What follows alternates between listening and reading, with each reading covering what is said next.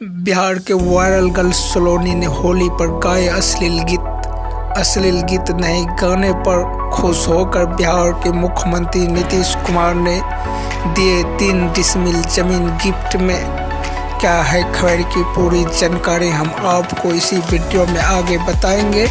अगर इससे पहले आप मेरे चैनल पर नए हैं तो मेरे इस चैनल को सब्सक्राइब और वीडियो को लाइक ज़रूर कर दें।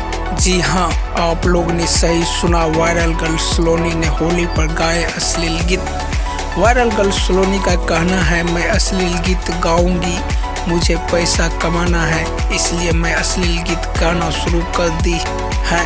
जो कसम खाती थी मैं कभी नहीं अश्लील गीत गाऊंगी।